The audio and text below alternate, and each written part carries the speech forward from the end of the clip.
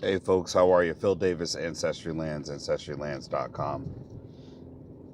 I'm going to get into it straight to the point today.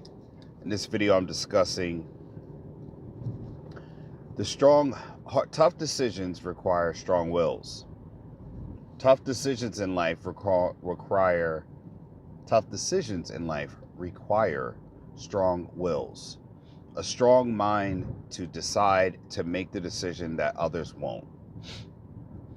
And it comes from something that I had a conversation with my wife, and understanding the power dynamics in our relationship. And this is for a lot of younger men out there. I know there is a certain swath of men who are right now engaging in trying to find themselves stuck between whatever pills are out there, the school of thought that they're not going to date, they're not going to get married. But men are still getting married, men are still having children, men are still procreating, whether they are intentional with it or not. Men are still engaging with women and seeking women out for relationships, despite them agreeing with the common school of thought. And I've been married for, well, what's now, 11, almost 12 years. So I was married before the red pills became popular. But still, in a marriage, you still need to have somewhat of a mindset to understand the power dynamics when it comes to your leadership, when it comes to the unspoken expectations that a wife will place upon a man when you are a high performer. And the thing about it is that if you do not understand your station as a man, if you are a true high performer, and that is verified by the men around you, not the women around you, then you have to understand your position and the authority of your position, along with the responsibilities in tow. Your woman will test you on your masculinity. She will probe you for weak points to exploit. That's the game in every female-male dynamic relationship. It exists with lions. It exists with any animal species that has the choice of mating. So you need to understand nature biology to understand the biology that is still going on when you are a high producing male. I won't say high value male, but I'll say high producing male, because value is dependent upon the market. Value is dependent upon, again, the availability to something or lack thereof. There are a lot of different factors which can determine value. And honestly, in today's environment, I think I am the table, what do you bring to the table discussion, you can see value is greatly distorted. The sense of value has been distorted based upon one's ego rather than market forces. Even now, the values in certain markets that we look at, such as the stock market and others, they're being manipulated. So value can definitely be manipulated depending on who has the power. Which is why I'm talking about power dynamics, which are far more important than just value alone. Because you can imagine, if you are married, there is some value that's already there. Otherwise, why else would you be married, right?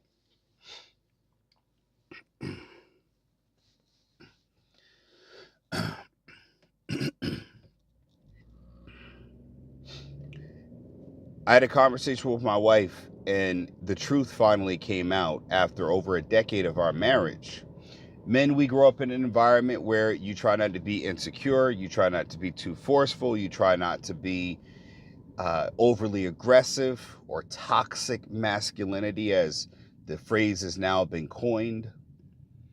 And in that, while you're trying to, chop yourself or your bits off to fit a circle into a square, what you are losing the battle, the unspoken battle. If you are a high producing male, then you have to understand that the production that you have is separate from the woman that you're with. If you are a high producing male, your woman has an understanding that your productivity does not lie in the availability of her presence, right? You're going to produce no matter what. No matter what she takes away from you, you're still going to be able to produce and thrive, and not only survive, because a lot of men don't survive after a divorce. A lot of men don't survive their financial survivability. It's cut in half. Everything seems to be destroyed after divorce. And for some of the men that actually have say, well, this is not me, you might not have gone through the same rings and rungs and that other men have gone through. You may not have been on child support. You might have had custody of your children. You might have had someone who defaulted herself out of, naturally getting custody, or a mom that didn't fight, a mom that never showed up for the custody case, giving you win by default. But again, you have to look at that as a victory, but it actually is an exception to the rule. You were lucky because of certain factors. But that's not the standard by which everyone else lives by, as most men and most families are financially devastated after divorce. See, right now I'm merging on to, see this, I don't understand. See this part in the road right here to the left, right where I'm crossing over? They redid this road. Now this part is smooth as I don't know what, but I don't know if anybody checks over the work of the jobs when they hire people, because the part where you have to merge onto, that I just merged onto now, it's completely hellish. It's not smooth at all. It's very, it's almost like you're crossing over a ravine. And I don't understand it. Like, when people do jobs, do they not have a government worker come by and assess the road work which people were hired for? I mean, you just let them go about like, hey man, this part right here needs to be fixed. This actual merge on, you can see this merging part. This is a shitty job, man. Any which way. When I say the strong wills are required for tough decisions in your marriage, in your lifetime, you're going to have to make some tough decisions. Some decisions that might have financial implications, some decisions that are going to have, that are greatly going to affect your financial future. You're going to make decisions on what you do and don't allow for your children, and how you engage things and decide things, in lieu of your marriage and leading your marriage. And it's important that those decisions be sound within yourself, because again, a lot of people are not going to go along with and be happy about your leadership.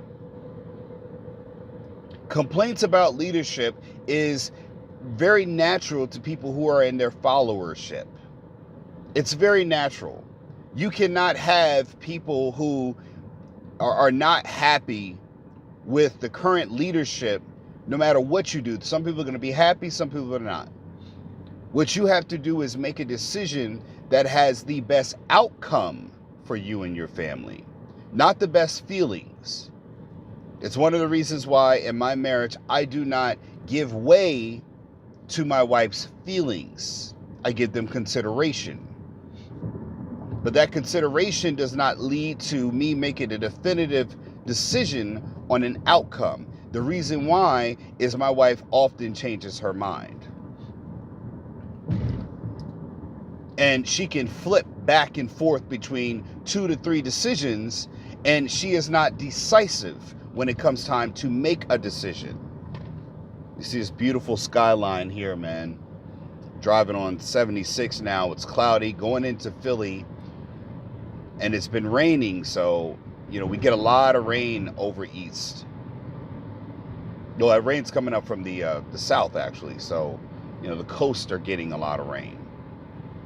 But again, she doesn't make decisions, because a lot of times when there comes time to make a decision, she's always defaulting back to me. Like when we have to order out, or it's deciding to eat. What do you want? Oh, I'm not hungry. I'm not sure which I want, this, and this. I'll throw out three options, and then she'll say none, but she's not giving forth ideas. And that's not a shot at my wife. It's just me understanding that if a person exists like that on food, then when it comes to more complex things, sometimes people have decision fatigue, critical thinking exhaustion. I just came up with that term. And what is critical thinking exhaustion? Is someone will not spend the hours mulling over a decision and doing the research. They will get tired of going through the pros and cons of a decision that they're going to make to exhaust them. They will get exhausted in the process instead of completing the process to exhaustion. They get exhausted. What they want is they want to get away from that pain. That I don't want to feel that pain. You know, like getting a tattoo. If you ever had a tattoo, you understand that when the first needle starts to penetrate your skin, you're not done until the design is completed. So you have to be willing to endure the pain, which may not be so bad now or may get better along the way. And then it gets a little bit worse when it gets to the sensitive spots. And then at some point, your skin is so inflamed that everything hurts. And you still have to endure. So that decision requires a strong will to finish to completion. And a lot of people do not have that kind of tough will. If you thought I was going into the Green Lantern thing, you're mistaken, but it is a good point of reference because we have some kind of visual representation about it, but I don't think that it showcases the extent, the true capability of a strong will.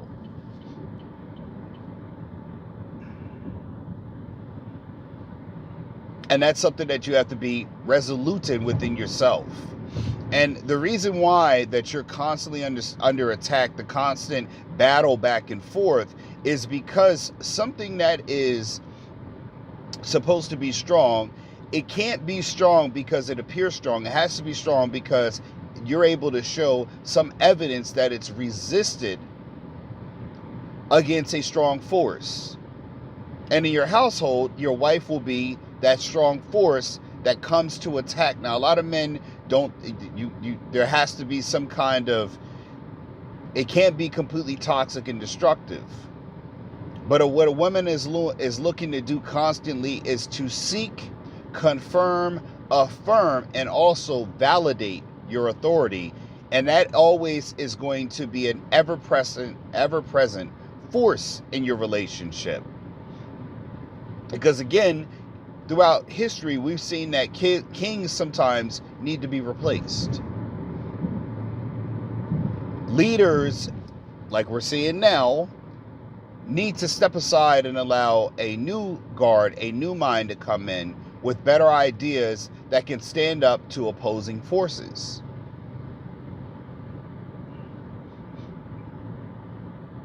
And a woman is there to make sure that you are at your best when she is not being toxic. I put that terminology in there exclusively. But if you're a man that can't be challenged, then maybe it's because you're too inferior or not a challenge at all.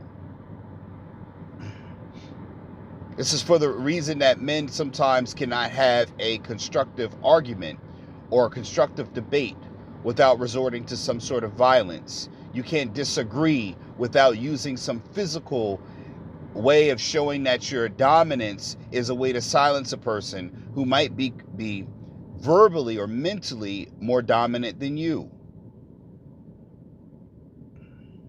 This is the reason why sometimes people are in physical altercations and someone has to go and grab a weapon to up the playing field. Because again, they are inferior to the challenge that they're facing. So now they have to go and grab a greater force. But again, when you are resolute and strong in what you do, and you have that strong will to make tough decisions, especially when we're guiding our family, especially when we are making decisions that our children will be uncomfortable with, it requires an explanation to people why that decision is being made, no matter if they go along with that decision or not. They have to follow. but they don't have to feel good about it either. And that should be addressed up front. It's one of the reasons when my children go to get shots, I don't lie to them. I tell them up front, it's going to hurt. The worst thing in the world is you see a room full of people who are nurses or aides, women, sitting there lying to a child, telling him it's not going to hurt. The child trusts them only to feel that needle going into their arm for the vaccination or injection. And the next thing you know, the child is screaming in pain, bewildered by someone lying to them. I don't lie to my children, and I don't like people lying to them either. And you should never tolerate someone lying to them, because if you accept someone lying to them that they love and trust, then again, they're going to lie to you. They're going to see that you've accepted lying, and they're going to take on that, because if you can accept people lying to them, why shouldn't they lie to you? And you have to be strong in that you are impenetrable with your will, with your determination, your decision making. But you need to be fair. As long as you are fair, in my heart of hearts, I do believe that women will have a certain level of respect and reverence for you, but it will not be worshiping you on a pedestal. A woman, I don't think a woman will leave a man that treats her fairly, even though she wants a man to pedestalize her while resisting her, dominating her, but being submissive, but also being respectful, but being aggressive, while also being passive and blah, blah, blah, blah, blah. It's always the dynamics of polar opposite. The sun and the moon need to be out at the same time. I don't even understand how that works. But again, when I finally pinned my wife down, and verbally, I'm talking about we're having a conversation, and was able to get her to admit what she's looking is to put me in the driver's seat and her to be leading and telling me where to go, somewhere in that back seat from there.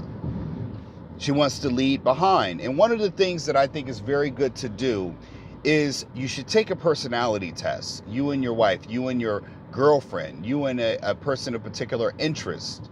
Because you can vet all you want, but when a person is answering a personality test, and I'm talking about a real personality test. They have Bristol Myers, they have tons of personality tests, and it gives you an expert explanation into the intricacies about a person's personality. It's a great tool to use to confirm and edify yourself and your capabilities, limitations, and how you are, and another person's. You can see that up front. Like I looked at my wife's one, she's more on the creative side, an imaginer. She only lives for the day. For one time, where I'm a long-term, black and white. I like to do things in a process system, very organized. Militant would be a good word to describe me. Very OCD, but I'm a nurse. That's what works with me. I'm a business person. You have to be organized if you are a business person. You have to have systems in place if you are a business person. I'm at work now. I'm going to work now, and Ancestry Lands is still running in the background of my life, being run by a team who I put systems in place, expectations on how to perform, and I'm able to evaluate the outcomes daily in less than 30 minutes. And I have people that are managing or running those systems, so that way I don't have to be there to fix every problem that's broken. All I need to do is observe or check and make sure that everything is being done. And day to day, most of my what I'm doing is monitoring and making sure everyone gets paid when it's time to pay. Because my business does not need me in order to run it. It does not need me to be present day in and day out. What it needs for me to do is create content and have the vision to keep us going in the future, because pretty much what people want is to continue to get paid. That's what they're looking for. Now, as you can see in the backdrop here, these are some of the tallest buildings in Philly. You can see them over the tree line. So again, that's my job. Is to make sure that the business is still running and people can get paid or get paid more, that they can achieve their bonuses if they can achieve them. They're trusting my guiding leadership to make sure that they can count on Ancestry Lands for delivering them a level of income consistently. And that means that I have to also think of the people who are performing versus the people who are not performing, and I've got to make the tough decisions to let people go. And it's very hard when you got a smaller team to let people go, because sometimes it requires you to do things face to face. Sometimes you got to let people go that you really care about, love, and respect. Some people that you might have a relationship in the real life. And it's a tough decision, because you got to look that person in the face every day. It's not you're fired and you just don't show up for work anymore. You've got to make decisions that people have the luxury of, there's buffers. At the job, you leave, they don't have to see you anymore. They don't go bowling with you. They don't come to the cookouts. They're not going to see you on Sunday. You don't got to watch their kids. You don't have to trust them with anything really responsible in life, because they're going to live their own life. They're out of here. But again, my wife told me she wants to lead from the back, which means that she wants to be included on decisions. She wants the power and authority to make decisions, but she does not want the responsibility of the outcomes if they don't go bad. She wants the credit for the decisions being made. She wants the glory. She wants the praise, but she doesn't want the responsibilities that come with that authority. And therefore, she could never be considered for the leadership position, because she is not willing to accept the responsibilities that come along with outcomes that do not work out in the favor. Nor would she be willing to do the things to correct and make them right. Does that make my wife a bad person? Absolutely not. But again, understanding and knowing who you're dealing with is better than someone who's talking about who you're dealing with. And that's where those personality tests come into play, because it doesn't matter what nighttime, what physical pleasures a person can give you to avert yourself away from the actual evidence of who they are. With this test, you can never be fooled, no matter what she's wearing, no matter what she does to you, no matter what new thing or how long it's been since you got some, and she's going to give it to you. No matter how many dinners she makes, you still have that point of reference to always cite on. This is her personality. Now, it is not a crusade. It is not an inquisition. It is not a witch trial for her. But it's to get you to understand who you're dealing with, what her strengths and weaknesses are, and how she will operate when things happen. She'll look to rely on you in those situations. And again, if you allow someone who does not have the leadership quality, the leadership capabilities, or leadership skills when you allow them to make a decision that becomes bad for you and them, when you go to look to them and tell them that they were in the authority position, which has happened many times in my marriage, in my life, in business, no matter what, you know what they're going to look at and tell you?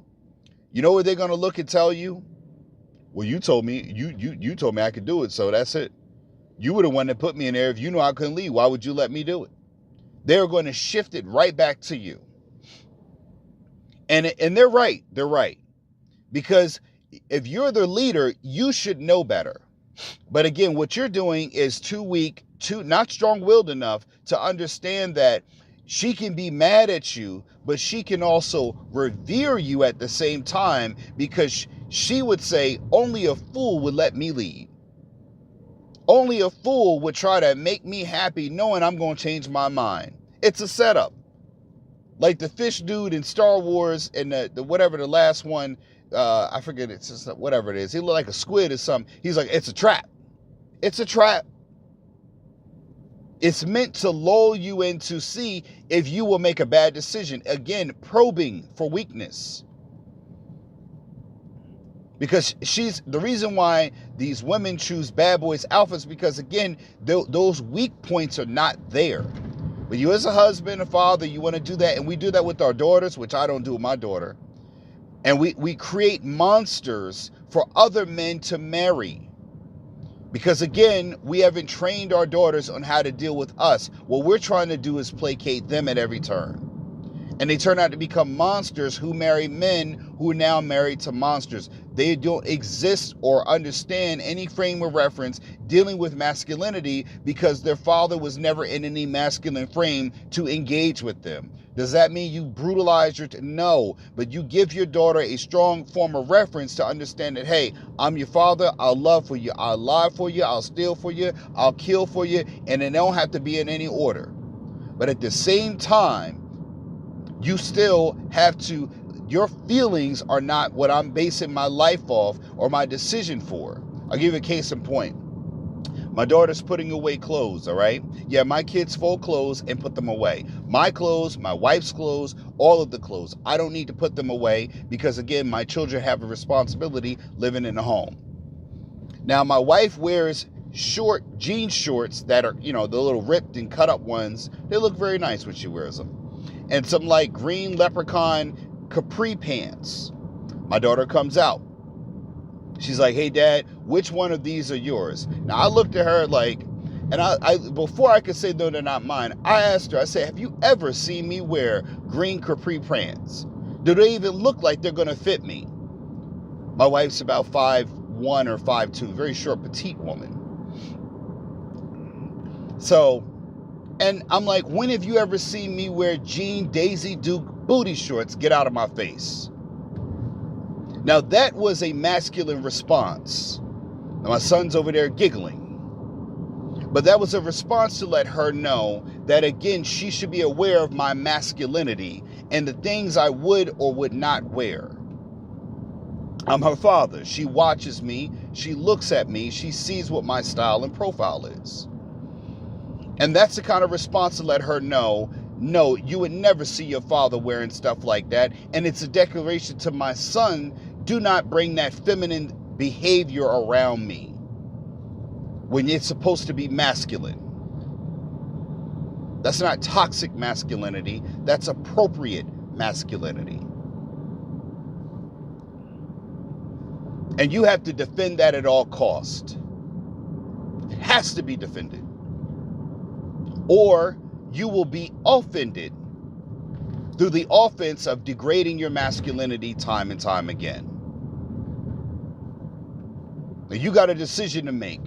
Do you have the will to stand up and lead forth and ignore the shouts and the scream or the huffs and puffs behind you because people are unhappy with your leadership, your direction, but if the outcomes are progressing in a way that shows that you are successful, then complaints are just part of the hate, man. It's par for the course, which means you need to keep the will to be able to resist the dissent. That's all I have to say for today, folks. Phil Davis, Ancestry Lands, AncestryLands.com. A link to my book, Getting Dollars from Dirt, is in the description section below, where you can learn about real estate investing, tips and tricks on how to own land and do it successfully. I also offer mentorship for anyone who's looking to learn about business, land ownership, or basic things that I use like my accounting. My network of resources can be available to you for a price, because I ain't for free. Also, a link to my website, AncestryLands.com, is where you can go find properties so you can start your journey into owning real estate, creating leverage for banks, loans, and everything else that you can use land for that you've never heard of. Phil Davis, Ancestry Lands. Remember, folks, you either own property or you're going to be owned as property. Phil Davis, Ancestry Lands. I'm out. Peace.